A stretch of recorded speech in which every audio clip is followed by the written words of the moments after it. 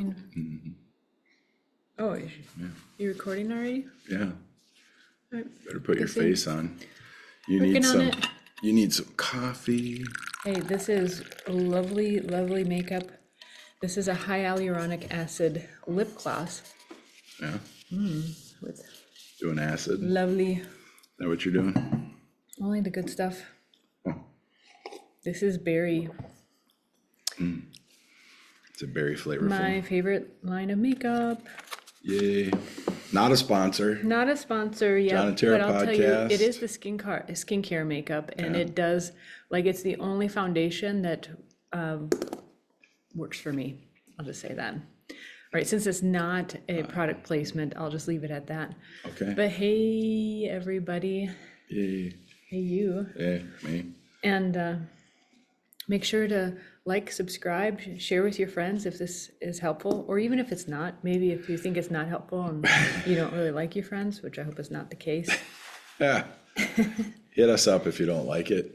And also subscribe if you don't like it. All right. Cheers. And leave a comment. Hopefully a good Ching, one. What you enjoyed, what was helpful. And subscribe. We have 42 subscribers. Where Woo, we broke 40. perfect coffee this morning.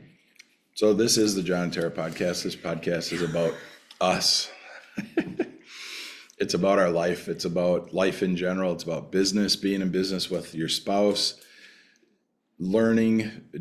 We demonstrate many things on how to be in business together and how to discuss things and communicate and how to be successful. Should we say it? Success. Successful. Ooh. And entrepreneurs, you got to put another keyword in there. Yeah, business owners. I never called myself an entrepreneur. It was always, Well, you started I'm a business business before owner. it was a word, so that's yeah, maybe why. back when we weren't using French to describe ourselves. That's right. Entrepreneur.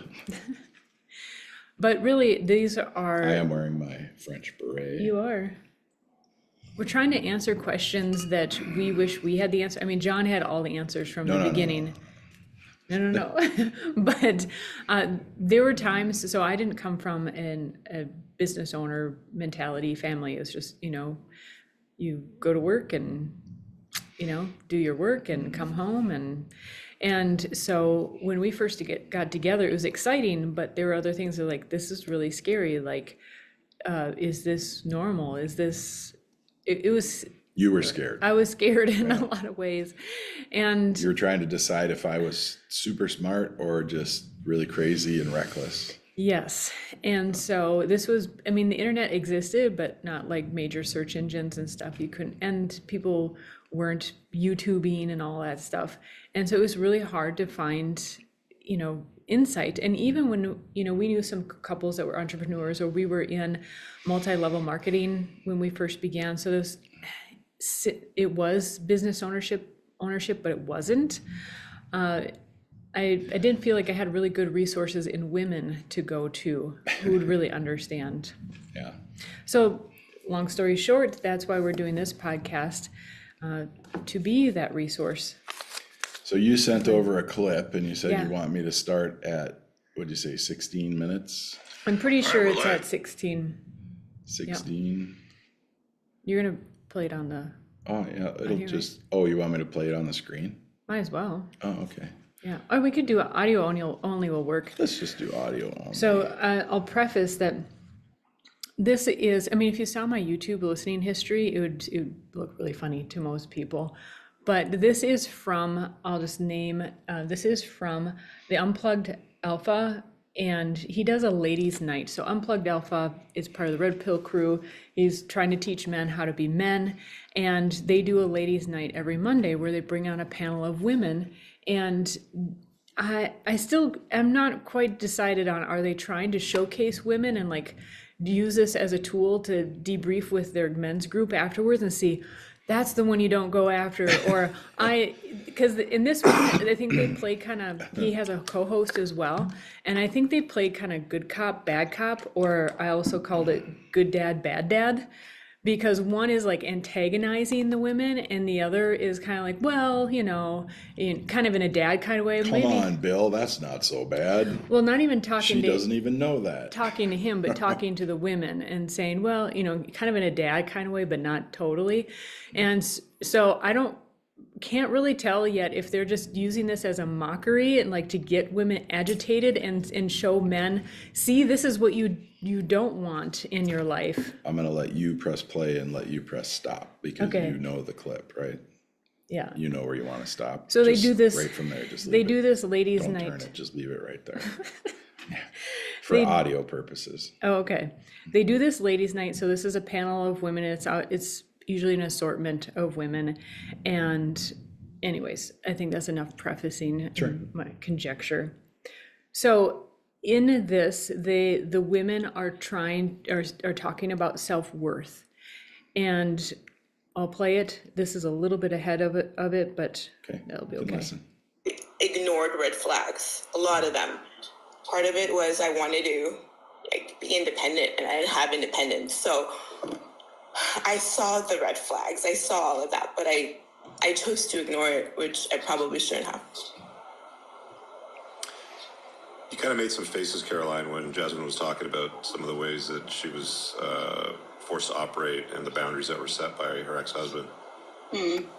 Yeah, when she said self-worth, it's just that thing. It's when you have limited self-worth and you don't trust yourself and you don't love yourself.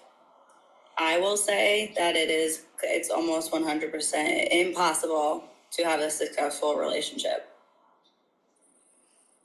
Absolutely. What exactly is that? Like, I want to unpack the self-worth thing, right? Because stop there for a second. Yeah. So I think you can, if you are on an upward trajectory, okay, so if self-worth is a big thing, but not everybody is in their potential at the time they're at that moment, right? So at the moment that you're living, you might not be living to your potential. And if you're surrounded by too many things that are beyond your reach, too many people that are above your level, you're going to feel even less. So in relationships, there are a lot of people that focus on making their partner feel less than them so they can feel better than they feel at the moment. And we listened to a clip the other day of a gal saying, because these guys will talk about a high value man. And then this woman said, and she was a beautiful woman. She was fit. She was articulate. She was what you would think a high value man would go for. And she said, you don't understand what you're saying, ladies, when you say you want a high value man. The level that man will expect of you, the level that he will push you to, everything is at a much higher level.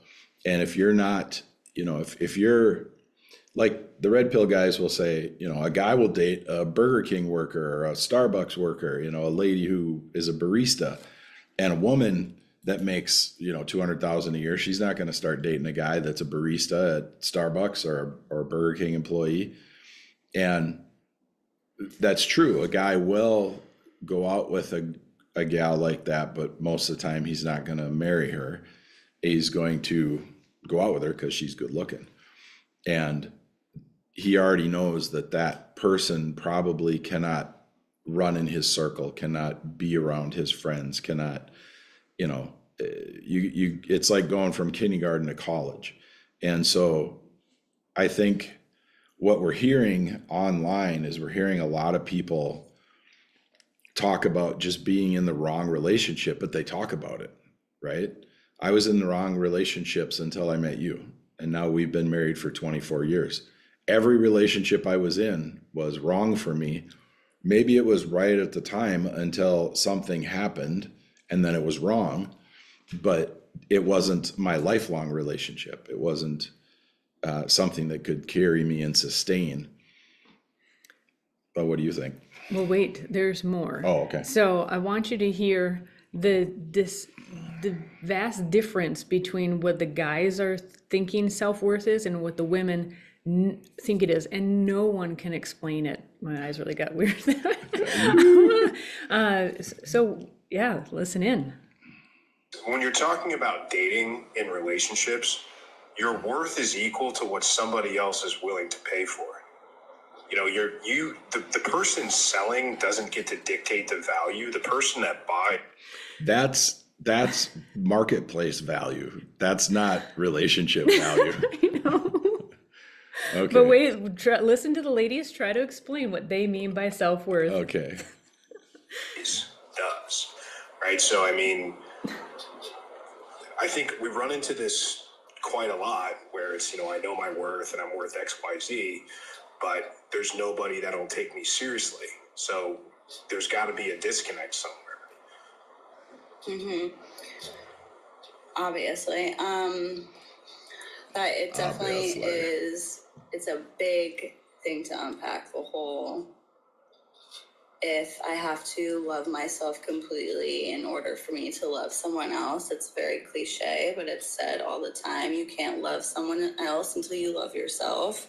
And I think it goes both ways, but I think when I say self-worth, it's what you pour into yourself and then how you in turn show up in that relationship, and then the person that you are because of the things that you pour into yourself. Because I sit down and journal all the time, I'm able to show up in a way with other people where I have There's a lot more word salad Wow. after that. So Yeah. I'm just going to cut it off from there, because no one can explain self-worth, in particular what it means in the position of these women. And so again, Well, in every moment you're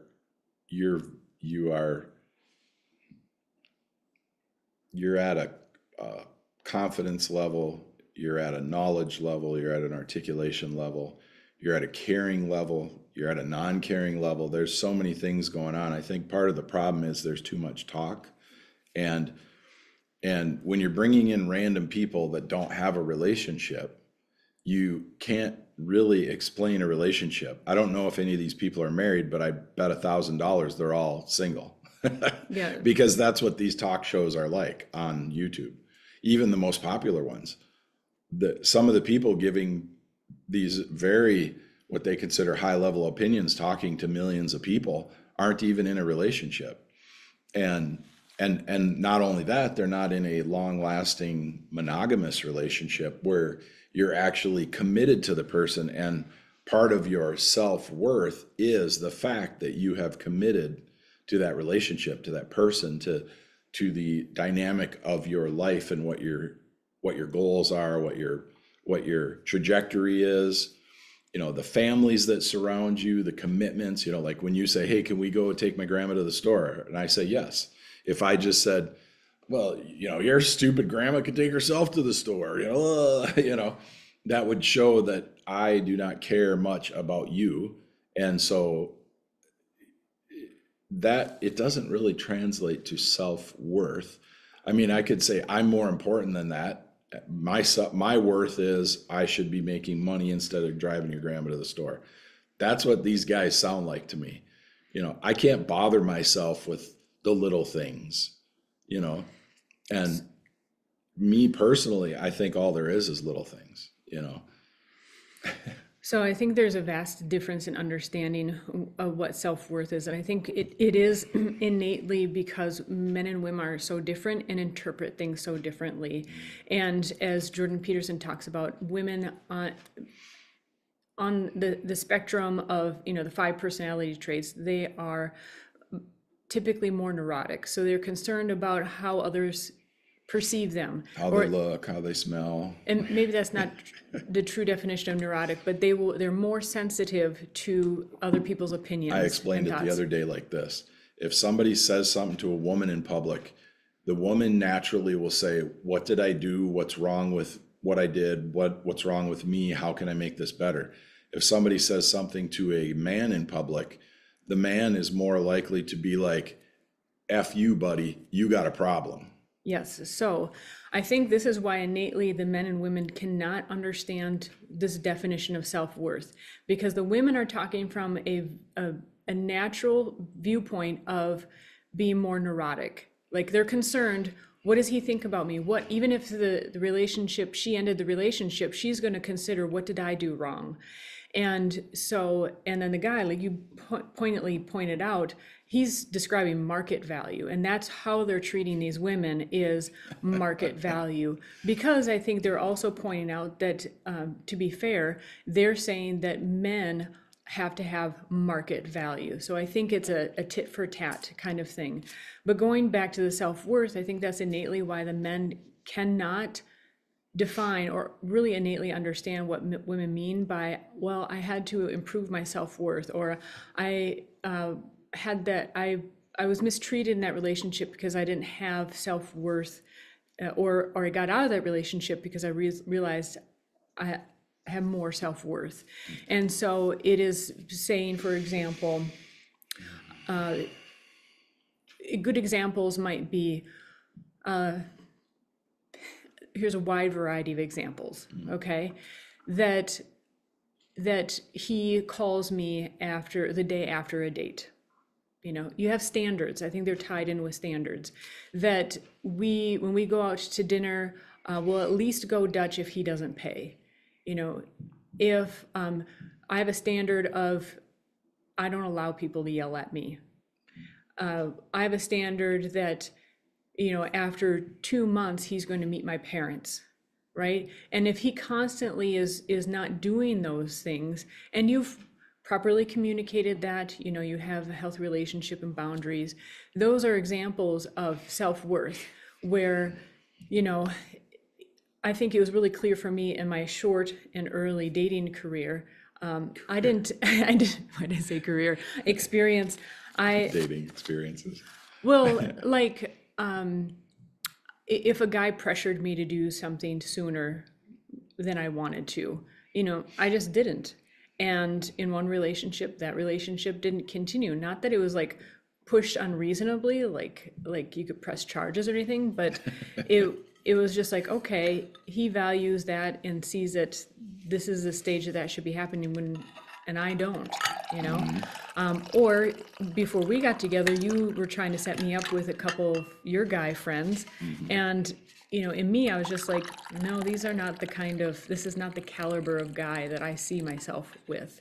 And so I think those are, but it's not like. They were all really great guys too. Well, I think it is something that you know innately too. Like Yeah. I wasn't checking their bank accounts. I didn't No. ask you how much they made, or actually you didn't. You had to be didn't. attracted.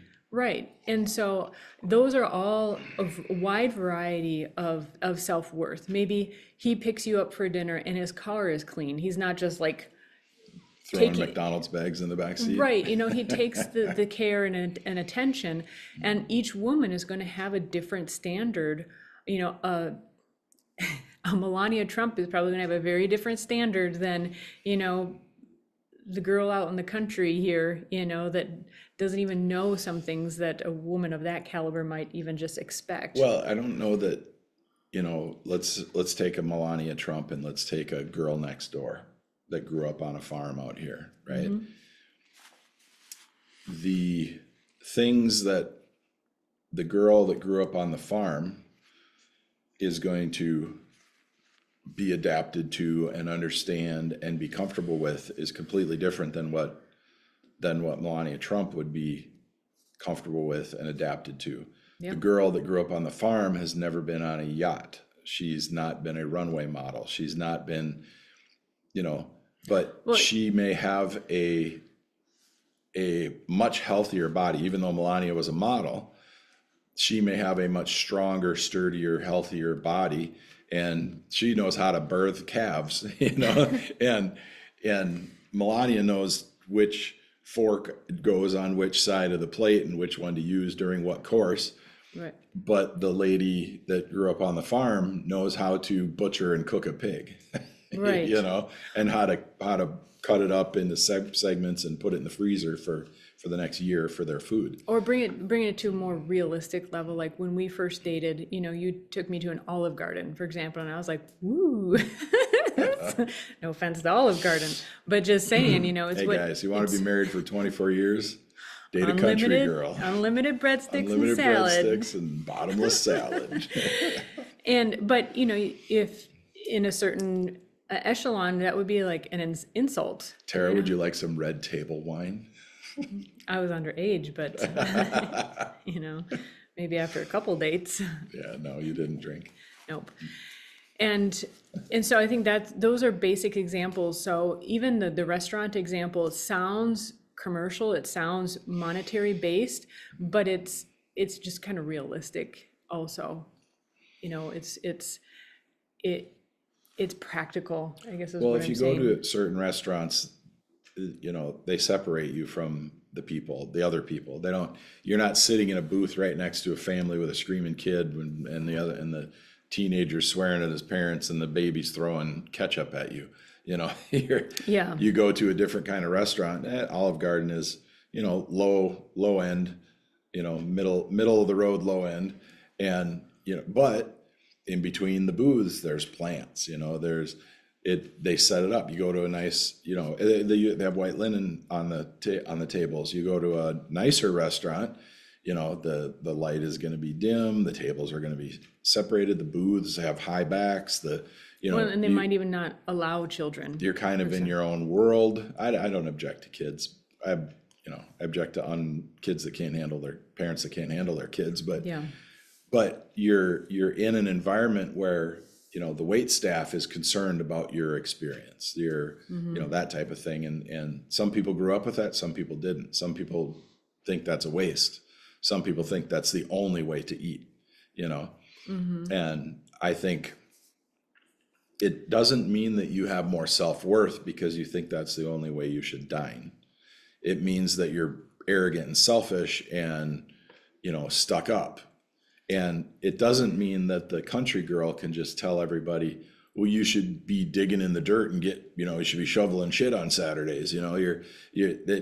We don't need to enforce upon each other our standards.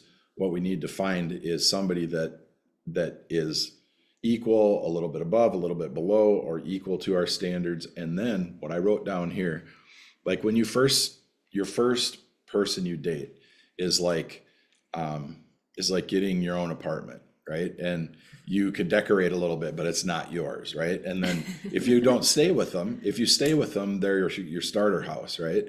And you can develop that, you can add on, you can put an addition. If you buy the next lot next door, you could build a mansion, and it's kind of like, you got to think about life in stages. You got to think about yourself.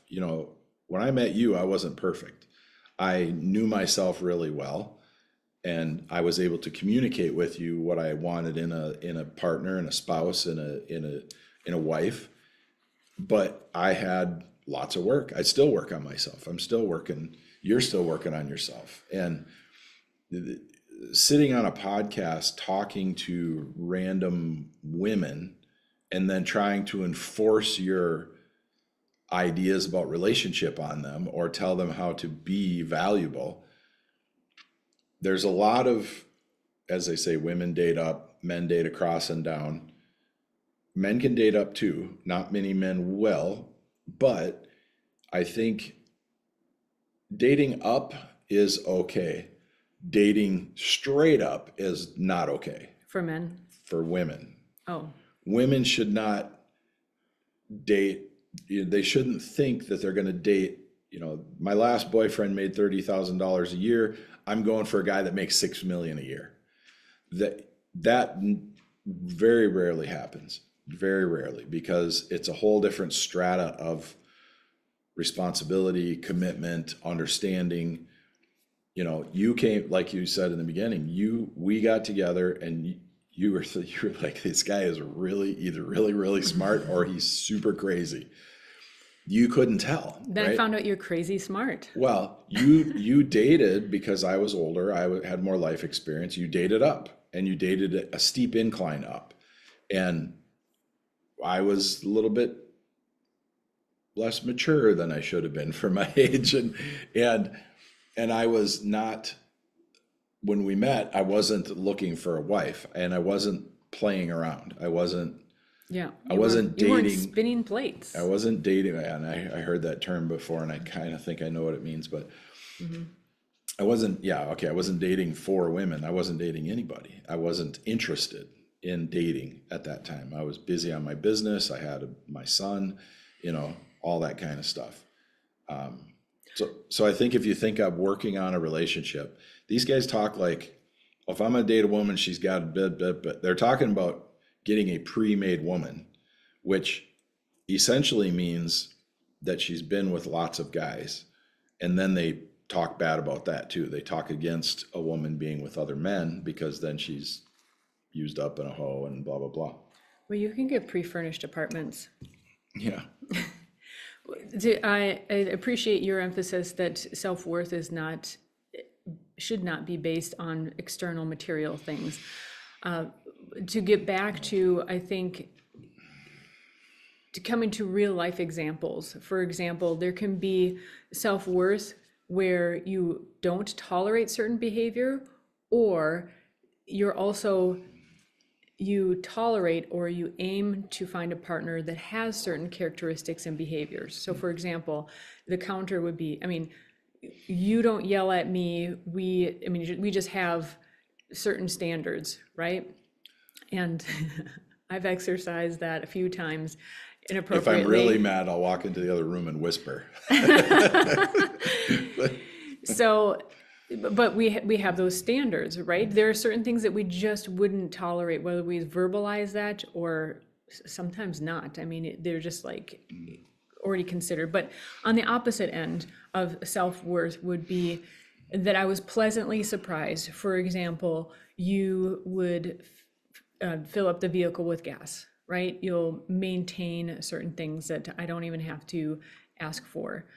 That is a level of self-worth that, if you didn't do those things, it wouldn't be like, I'm breaking up with you or I'm divorcing you, but it's the counterpart is what I'm saying. Let's just go to the nth degree. I check the oil, I check the tires. If you're going somewhere, I make sure the tires are good. Depending on which vehicle you're driving, I'll take the bike rack off, I'll take the hitch off the towing vehicle. If there's something in the back that can move or fly around in the vehicle, I'll take it out, or I'll put it on the floor in the seat behind the front seats so that things don't distract you in the background. I have dash cams in our cars. I make sure that's on for you. And if it's not, if I unplugged it, then I tell you to plug it in, because sometimes, they'll drain on the battery a little bit. Mm-hmm. So when it was really cold here in the winter, I'd unplug the one in our X1 because the battery needs to be replaced. So it was really cold, it would kind of drain the battery down. It would have trouble starting. So yeah, I do all that stuff, and I take that as my responsibility. If a vehicle is broken down, we've had a vehicle in the past that's broken down, I just call the ramp truck, it's a tow truck, but they ramp it up on the back of the truck and have it hauled to the dealership and take care of it and get everything running. And I'm going to state another example that might sound counterintuitive. Yeah. So when we got first together, I had bought my own vehicle. My first vehicle was a Ford Escort. And tractor. No, that was the Festiva. Oh. But I upgraded to an Escort. When I met Tara, she had a Festiva that had a crack in the header, little 4-cylinder. So when it came down the road, it sounded like a tractor. It was like, bah, bah, bah, bah, bah, bah, bah. But I didn't have a cell phone, so you knew that I was on my way. Yeah. I was coming close. Just open the window. So, but soon after we got married, you essentially made me sell that vehicle. And to other people, that could sound very controlling as a husband, but your emphasis, your point was, this is not a safe enough vehicle, and I do not want my wife driving a vehicle that is not safe. Yeah, I had a Z71 Chevy pickup with extended cab, 4-wheel drive, with a 350, and I said, you could drive my truck, because we lived together. I didn't want you driving around in a little Escort, death trap. Yeah. So that might sound, I know, because when I told a few friends or girlfriends, they're like, oh my God, he made you sell that. And it worked out fine anyways, but I understood, like that is a different end of the spectrum of self-worth, like also understanding, oh, this person is doing this because they care. And it's not like I was without transportation. In my either. opinion, a man has to, you can't, there is a thing, and it started happening maybe people that are 8 years younger than me, because I hung out with lots of people older than me and people younger than me when I was in my 25s, 30s, and my 20s and 30s. And I would go snowmobiling, and guys at that point in time, the younger guys wanted their girlfriends to come snowmobiling, and I would say no. Yeah, I don't think it's good, because the guys I hung out with, a lot of them were racers. Yeah, I was a snowcross racer and been on snowmobiles my whole life. And one guy who was raced in my class, he's a very famous guy, I won't say his name, but he took his girlfriend out and they went out night riding. And she was on her own sled. She was on her own snowmobile, and he was going way too fast, and she was trying to keep up, and she hit a tree and died. And that's what I was worried about, and I think, women trying to do guy stuff. Now, you can drive a snowmobile, that's no problem, but I don't think if you're not a racer, even if you're a guy, I don't think you should try and keep up with a guy who is used to racing, because the environment going by super fast, he's used to, going 100 miles an hour past trees. If you're used to that, and if you can handle it, and if your sled is set up and all that kind of stuff, you don't want to be riding with a guy like that if you've never done that. And I think a guy should value his woman at the level she's at and 5 to 10% above. And I What do you mean by that? That's well, interesting. it's super important, right? So if let's say you like clothes that I don't necessarily think that you look good in, right?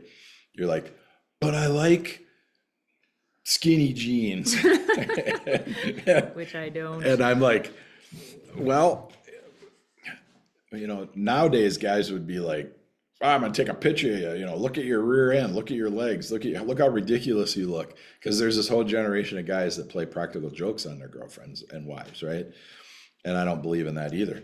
But because nobody wants my practical joke. I mean, there are people that practical joke, and anyway, we can get into that later. I stopped a lot of people because anyway, it was pretty funny. So let's say I want you to change your wardrobe. Well, I should take you shopping, and I should tell you what you look good in, right? I should not put down anything that you're doing at the time. Like I think that the subconscious mind matters more even than the conscious mind. So like if you're eating food that's not good for you, I will not say it while you're eating it because I don't want it to adversely affect you. I will talk to you about it when you're not eating it. And I will say, hey, try these vitamins. They make me feel really good. Or try this protein shake. And then, hey, let's go for a walk. And, I won't say, let's go to the gym and lift heavy because it'll burn fat, and you're going, well, geez, does he think I'm fat? Because women are neurotic, right? If a guy said to his buddy, hey, I got a new fat burning routine, the guy, even if the guy's fat, he's going to go, awesome, dude, show me, and if he doesn't like it, he won't do it, and if he does like it, he will do it. But a woman would be like, oh my gosh, he thinks I'm fat, and then she starts feeling bad about herself. And I think that's what they're talking about, right? And they're not saying it correctly, but I think when a woman says self-worth and this guy made me feel bad about myself, guys, if they're with a woman that makes him feel bad, that guy will go out and find a woman that makes him feel good. He could even go below that woman to boost his own ego, right? And they're more practical like that. Women will question, like, why is he away longer? Why didn't he call me back? If a woman wants to make herself feel better about herself, she'll try and date even higher, right? Because the guy that made 100,000 made her feel like crap, so she's going to go for a guy that makes 1 million because obviously that will make her feel worth more, right? And so it's really, and I might not be explaining it totally correctly, but from my vantage point, a guy going out on a date and getting a gal to kiss him, or he gets to touch her or feel her, and maybe they go all the way. that boosts the guy's ego for months. For the guy's like, yeah, man, I got it, I hit it, all that kind of stuff, right? She wanted me, and that's like a self-worth boost for a guy, or a guy will work on his truck all weekend and get the alternator, the air conditioner rebuilt and the radiator cleaned and the alternator repaired, and that will make him feel like he's worth something, finishing a task and accomplishing something. We both happened to listen to a Jon Tera podcast separately, and we realized later when we were discussing that we both listened to it. And it was about a young woman. She called in, she's 20 and had recently broken up with a guy, and after that found out she was pregnant. When she called into the show, she was about 3 months along, and she was asking Dr. Jon if she should get back together with him. And so, long story short, she had broken up with him because he wasn't communicating well with her. He was working an opposite shift and wasn't getting together with her. So whatever meant bad communication wasn't working for her. So I would say that's a reflection of her self-worth was, I want more communication, more time together. I'm assuming I'm filling in the gaps. Then after he found out that she was pregnant with his child, he changed his work schedule. He wanted to move in. And I think that's a good example of a woman being confused about self. So I don't think women should get pregnant to make men responsible. No. But it happens, right? A guy will step up because that's his child. There's responsibility there. And what have I told you for years? Which one? Let me have the responsibility and stand back, right? When a woman tries to make a guy successful, that's the wrong way to go about it. A guy needs to be believed in. These guys will say, you need to respect your man. You need to respect a man. And I don't think respect and believing in somebody are the same thing. I think that otherwise they'd be the same word. We'd use the same phrase for both meanings, right? I don't think respect is given until it's earned. However, you can believe in somebody's potential because of what you see in them before they've done it, right?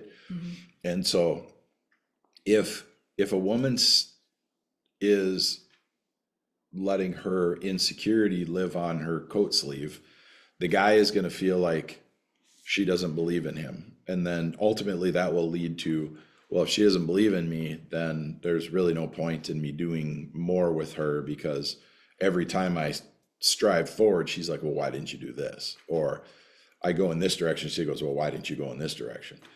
And I think that comes from, you had a bit of that. I think it comes from parents of daughters trying to teach them to be 100% self-reliant, right? Not teaching them how to be in a good relationship with a good man who's the other half of the equation, right? When you get married, when you're together for life, you're two halves that make a whole. And you can see that when you listen to these single people talk to each other. They're talking about their own half, and then they're trying to compare their halves, and there's nothing there. Well, it's not a whole, right? It's like you have half a heart. Well, half a heart won't keep a body alive. But if you put the two halves together, now you have a whole heart. A whole heart can supply a body, can keep a body alive, right? And so it's like a nut and a bolt. They go together, right? That's so romantic. You just screw it in, and if it's tight, you put some lube on it. Might be, but not too much, because you don't want it to come unscrewed. It might be a little rusty. You might have to blow it off a little bit. So,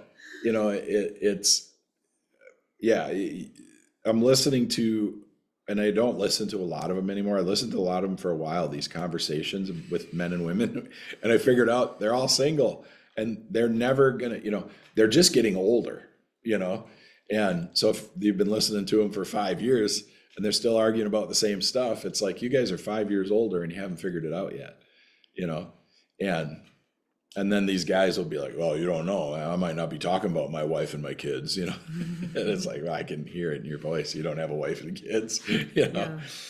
So What was it you were talking about? How, maybe it's how a woman is raised and it's about responsibility, or you were even told not to trust a man and to have your own separate bank account, even when you were married. And my parents never said that. My parents never said separate the money from your wife. My parents never said, I mean, I did that on my own. They never told me, you know, my parents, there was 100% unity. There was discussions about things. I never heard my parents yell at each other. You know, they would talk about things privately that were difficult to talk about. I didn't learn some of those good conversation skills from my parents, right? I learned them in the public at large, and by doing certain things and being a martial arts instructor for 30 years and being a, you know. you specifically said about women doubting men, and feel free to bring up an example of something that I've done in the past and how that affects men to be. Well, there's one quite funny example where we were being intimate with each other, meaning we're having sex, and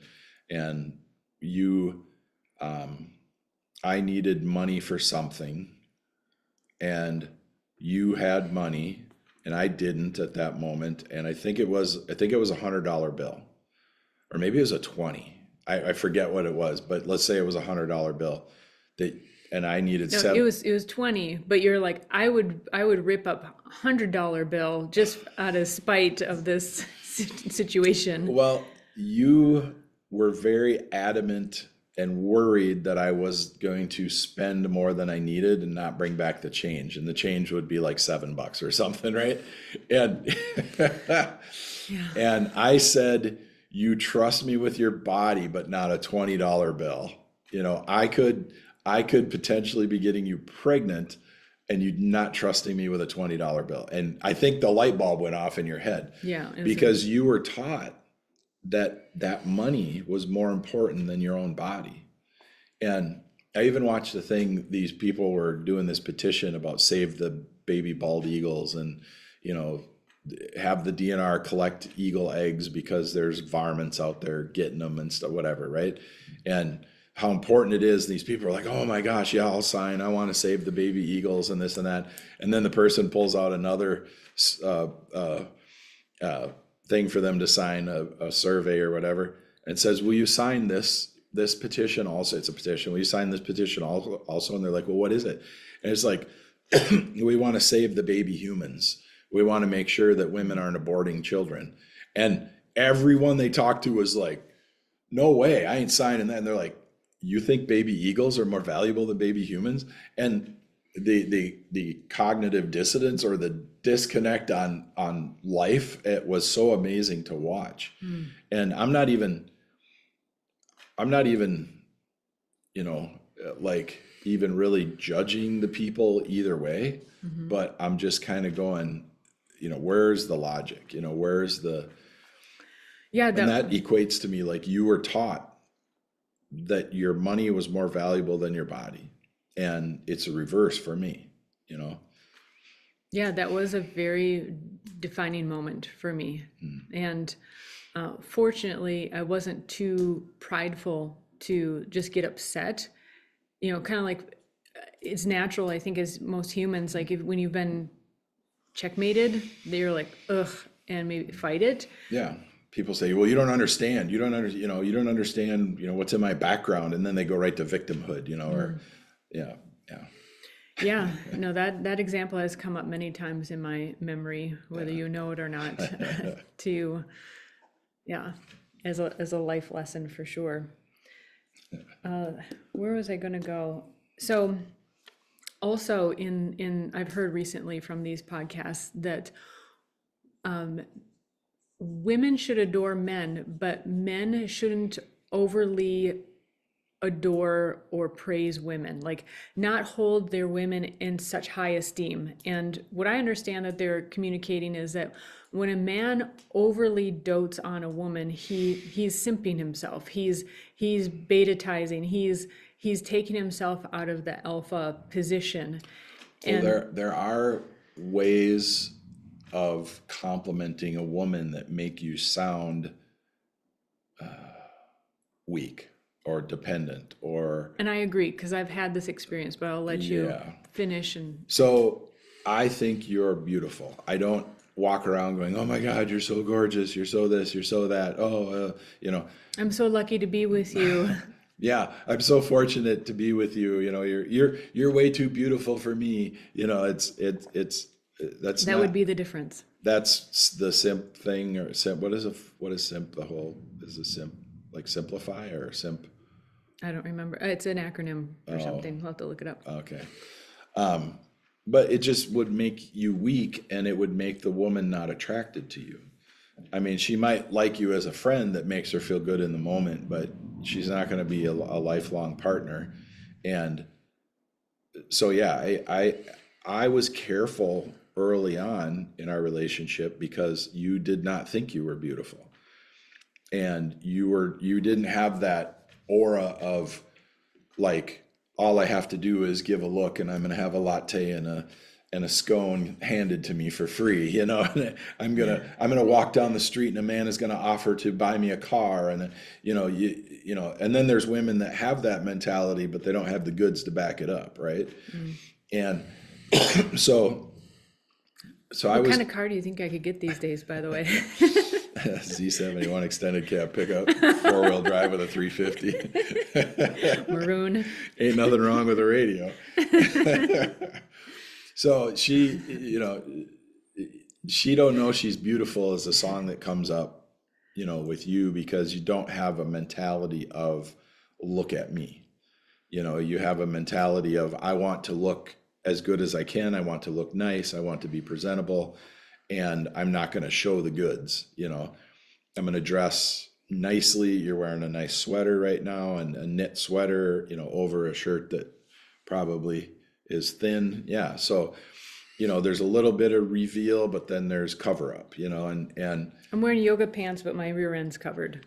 Well, we're just sitting down. I'm wearing sweatpants, just warm ups, just What else are you wearing? casual. You got your slippers on? Yep. No underwear. But that's beside the point. MeUndies does not sponsor this podcast yet, so MeUndies. So get with it. Is that what they're called? Oh, there's MeUndies. There's something else. Saks. There's Saks. There's Hanes. Hey, I'd wear Hanes if they sponsored us. But I think you're totally right about that, because I had a boyfriend that was like overly that way, and it's so weird. So this is in this realm we're agreeing with the guys that we were just kind of bashing, but I'm just finding out you had a boyfriend. That's yeah. No, you know. And it's true though, because it is weird. Like, women do want compliments and want their man to just like love and appreciate them. But and specifically, I love how you curl your hair. That means a lot. You can even look at your face. You're like, it means something, to say, I love your shape, instead of, oh my God, you're gorgeous, you're beautiful, oh, your lipstick, blah, blah, blah. Or to say like, you're so beautiful, I don't know how I got you, or how I deserve to be with you, or you could have any guy and you chose me, that. I'd never say that. I know you wouldn't. I'd never say that to anybody. But those are examples. So guys out there, I do agree with what the other guys are saying about this statement. And I have a comparative to this.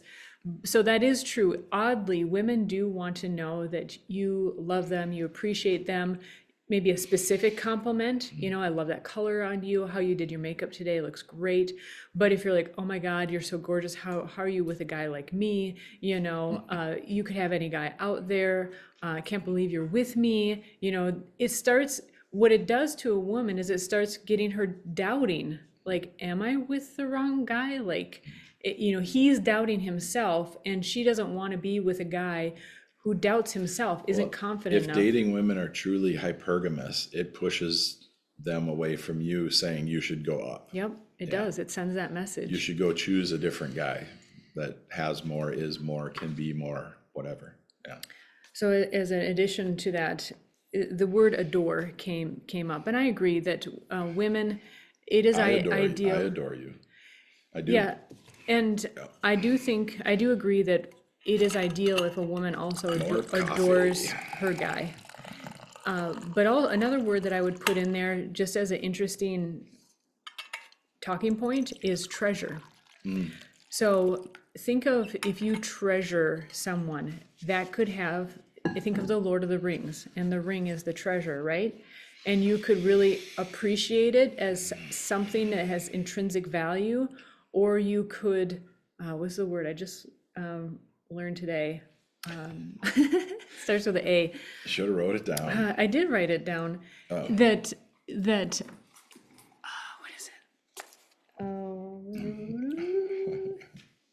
On the other page, it is avarice, or covetousness. That, the Lord of the Rings, part of that, the core of that message is when you covet something so much, you lose yourself in it.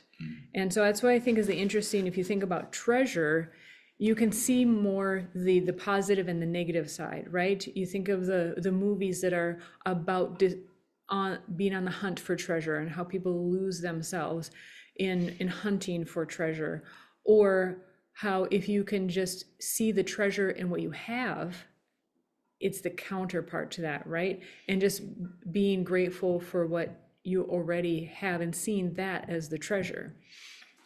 Oh, hey. Yeah. You struck it rich. I did, jackpot. Woo! And you're like, dig to the bottom of that chest. Keep going. Yep. Yeah. It's still buried. That treasure. Yes, it is. All right, you ready for another topic? Sure. All right. What do you think is the purpose of marriage?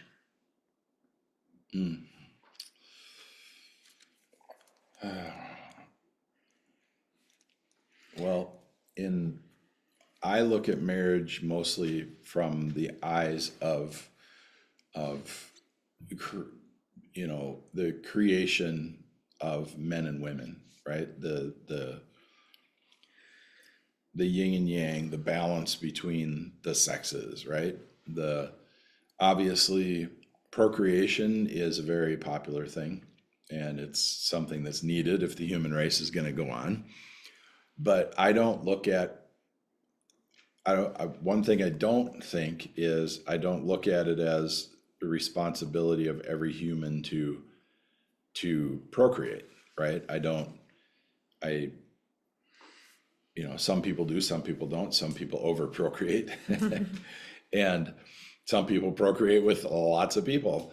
And, so it takes all types, right? The society is what it is because of what is there, but the commitment of, I'll speak from the man, the commitment of me to you, the commitment of a man to a woman creates a environment that both people can grow in, it creates stability, it creates an environment, right? It's, instead of you just being single thinking, well, I'm going to go to my job and then I'm going to go out on a date, and then, I didn't like that guy and I had to fight the next guy off. He was pawing me all night, and it creates an environment where you can have a stable man in your life. You can have a stable situation. You can, it's like Maslow's hierarchy of needs, right? Once you have food and shelter and clean water and all the things you need, then you have a relationship, a mate, and then you can start thinking of higher pursuits, right? If you have shelter, you could think of building a bigger shelter. If you have food production, you could think of, expanding your holdings back in the day, like having more sheep or more cows, whatever. If we had to build everything from scratch, a lot of people would be dying, but when you create an environment, then you are a small community, and then you become a bigger community, these concentric circles of you, and then your parents and my parents, and then your extended family, grandparents, aunts and uncles, and then town, and then city and county, state, it all can work. If there's anarchy in relationships, meaning that there isn't marriage, there isn't commitment on that level, it's not going to work. Humans aren't that advanced. Even the ones that think that they want their relationships to be that way, they're probably the least advanced of all, because they're not able to commit. So I agree. As I started thinking about this question, this is where I think at this point in my life, so here we go. I've also heard a lot of people saying that, the purpose of marriage is to have kids, is to procreate and bring on the next generation. I think that's a reasonable worldly goal, but I feel, based upon my experience with you, that marriage is a spiritual contract, is a spiritual endeavor. And I think that's why we innately crave to be in a relationship with someone, whether we're married or not. There's a point, I think, whether you're legally or in the church married or not, I think there's still that extra level when you at least do it in front of your family, friends, and loved ones. But we desire that level of connection and commitment, because I think we innately desire that and need that on a spiritual level. And I think that's part of a spiritual and godly contract, and part of a certain hierarchy with God, the Creator. And so again, I think the having children part would be a worldly goal, objective of that, but I don't think that that's the highest endeavor. As I thought about this more, I think that when you are with your soulmate, you can then focus on, you can help each other experience heaven on earth, and you can help each other become the best version of yourselves possible. And add to that, I think that you can also, in addition to becoming the best version of you, is serving God's purpose for you. And you can do that on a whole nother level when you have someone that you can fully commit to and be interdependent and rely on, because there are times where you will be weaker and they'll be stronger in various aspects. So that's what I think at this point in my life. Yeah, I believe it's a spiritual, the union between a man and a woman, it can be spiritual. It's not always spiritual. There's spiritual energies involved. There's metaphysical energies involved in the union between two people. When people meet, when they look at each other, when they hold hands, when they touch, if they go beyond that, if they go to, to intercourse, to long-term relationship, the energies can grow, the spiritual side of things can become very manifest in life and in the physical. And some people are called to have 8 kids, some people, and I'm not going to say called, some people are driven. Some people will say, I was told to have 6 children. Some people will say, I was told to do this. Some people have an innate knowing. Some people are following where they're pulled, the attraction of the energies that are their spiritual energies. Getting attacked by our kitten now. Yeah, you let her out. I did. Hey, no. Jeez. So, you're looking at adventure campers. Hey, nice. Over here. Come here, Joy. Over here. Come in. Yep. Found a toy. So, yeah, I was looking at adventure campers. That has an air filtration system built in for apocalypse. Good. That's someone's thinking. Yeah. Yep. So, yeah, you pulled up something you want to say? So I pulled up Maslow's hierarchy of needs just to have a refresher. So according to Wikipedia, the base level is physiological. So, food, shelter. Second level up is safety. So this is a triangle, a pyramid, right? Physiological, second is safety, third is belonging and love, fourth is esteem, fifth is cognition, next is aesthetic, next is self-actualization, and next is, at the very top, is transcendence. And what I was thinking is, as far as, even just starting a relationship, just at the physiological level, I've thought of this as I've imagined what people's lives look like when they're single, and particularly when they're a single parent. And, you've touted that it was no problem when you were a single parent, but it just seems. Well, I'm not saying no problem. I'm saying it didn't take all my time. And, I had my mom, which you could have called a babysitter. She was essential to the system, but it's like just like anybody else. Well, what I'm getting at is that when you have someone in life that you can rely on, that you're both contributing to your physiological needs. Mm-hmm. And when you're both contributing to your physiological needs, you're working towards your shelter. You're both contributing the upkeep of the shelter, food acquisition and preparation, and so forth, right? All of your physical needs. It takes a burden off the other person. You have more efficiency. Next, it's much easier with two. Right. Yeah. Safety. It makes the next levels up when you have two people contributing. For example, safety. You're the one that's definitely looking after our well-being and safety, but I'm not totally oblivious either. Even when I'm out, for example, I'm looking after my own safety, not only for my own protection, but to relieve you. I make sure when I'm out and about that I'm paying attention so that it even is a less of a burden on your mind. Like, is she just cranking up the tunes and driving down the highway, and belonging and love. So I think you can get to the next level of being, that's the Maslow's hierarchy of needs. Even as on an individual basis, when the first level are taken care of, you can get further with the following levels. Mm-hmm. And, if you're just working, so if you're as a couple, even focusing just on your physiological needs, when you're stuck at those levels, it's harder to get to transcendence at the top. It's where relationships can get stuck in different levels. That's where we were listening to the ladies' night, and the one woman was talking about her previous relationship. She did not feel safe.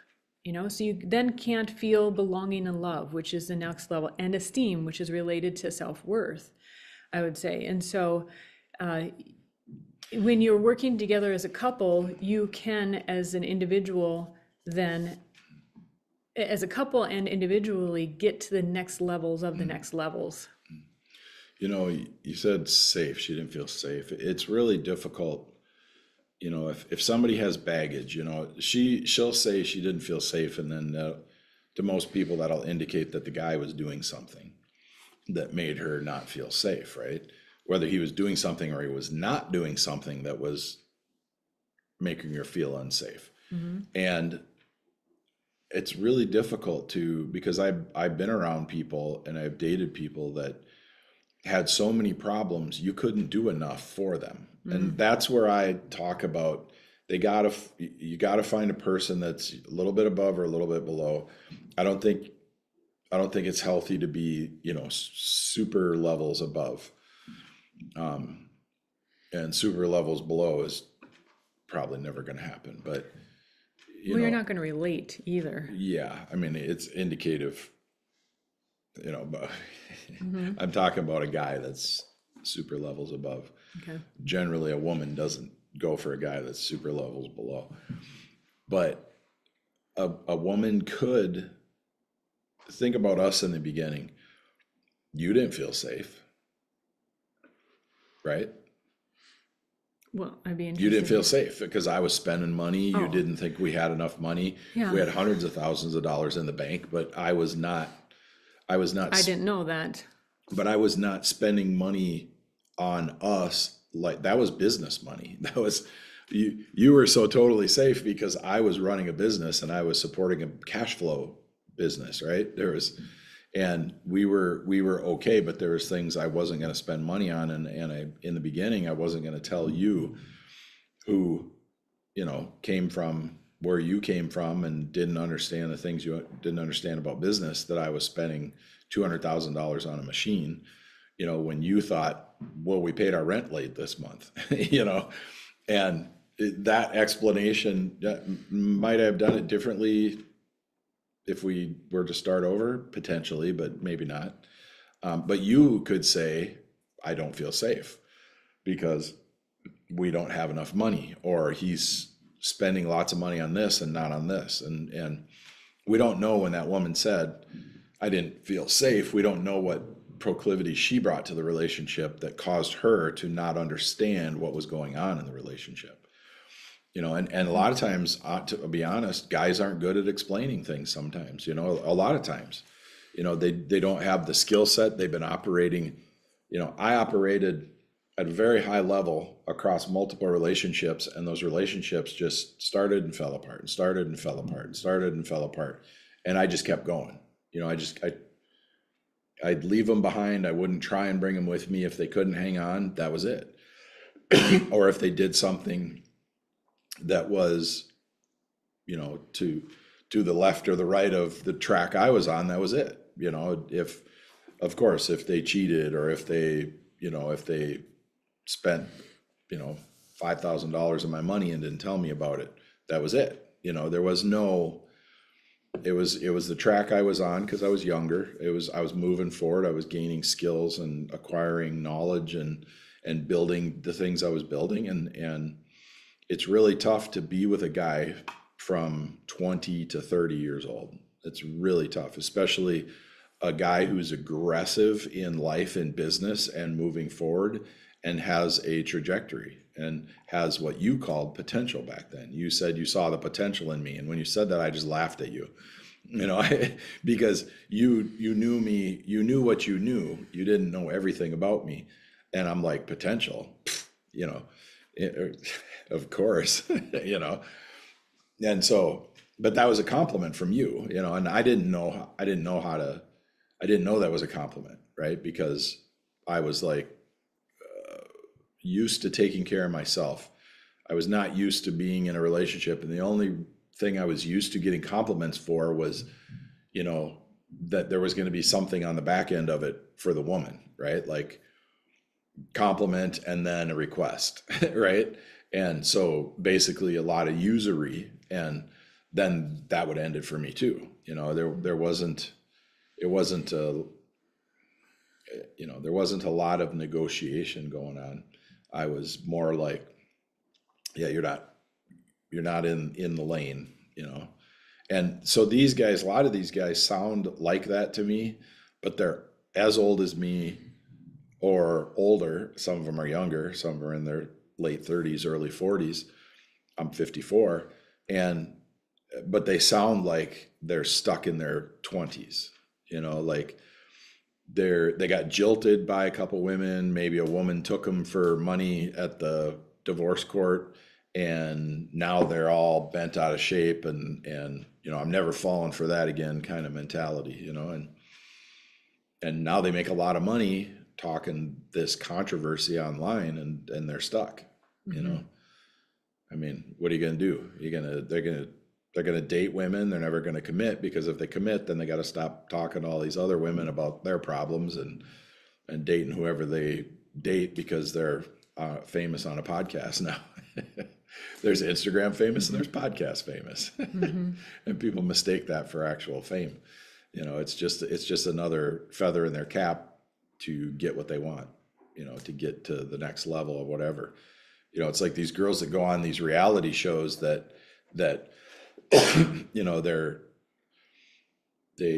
they know the people coming on the show because they've been on other shows and they're reality show famous, and then talk to them 15 years from now, when they're miserable, because the whole world knows who they are.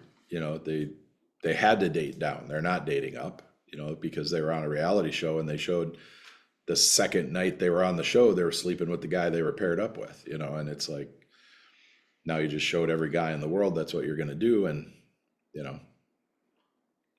so. Yeah. So yeah, I'm very grateful for where we're at. I'm very, our life is what I want. Our marriage is what I wanted. And, I love doing these talks with you. You know, we were having talks like this before we were ever recording them. It's too bad we didn't record everything since the beginning, but because it's quite a trajectory, you know, and so yeah, I'm very grateful. Very happy to be with you.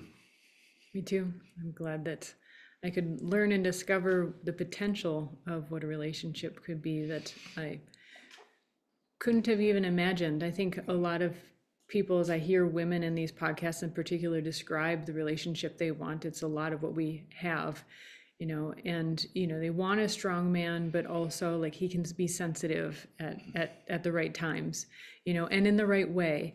And those combos rarely go together. well, it's, I mean, you can have a strong man that appreciates things, and, you know, sensitivity is in men is seen as weakness. And if you're overly sensitive, you know, that'd probably be in that simp stage, right? That you're accommodating problematic behaviors in a woman. That would mean, you know, to me, when you say a man being sensitive, it sounds like that. It sounds like I'm going to be accommodating bad behaviors and, you know, and then coddling a kind of a victim, right? A person that feels victimized by something and wants you to be sensitive to them. So, oh, you're looking up simp. yeah. Well, I think it's also a great martial arts analogy. You know, there are times where you need to be strong, but there are times where you need to be sensitive and feel the energy, watch the cadence. I mean, so many things. Sensitivity in relationships means that to me, what it means in martial arts. Sensitivity means you can feel the direction of the energy coming at you and you can redirect it properly. Sometimes in martial arts, sometimes you redirect it for extreme violence, and sometimes you redirect it for control. Sometimes you redirect it just to dissipate it, you know. So I think that is a good analogy for sensitivity in relationships for sure. Thank you. It is an acronym, but I'm not easily. Oh, okay. Probably can't say all this. Suckers idolizing mediocre Wow. P. Wow. The slang simp appeared to come out of nowhere in 2019, 2020. It's popularly claimed that the internet slang simp is an acronym for suckers idolizing mediocre Woman's private part. Yes. So this is for dictionary.com. Simp is a slang insult for men who are seen as too attentive and submissive to women, especially out of a failed hope of winning some entitled sexual attention or activity from them. That's a quick definition. Interesting. Yeah. All right. Well, we'll So leave it at that. train martial arts to learn proper strength and sensitivity. How I'll be about strong that? and sensitive at the same time. That's right. Nice talk. That was fun. All right. Thanks, everybody. Make sure to like, subscribe, share with. Just subscribe. Yeah. Just subscribe. Leave a comment. Appreciate it. Bye. Bye.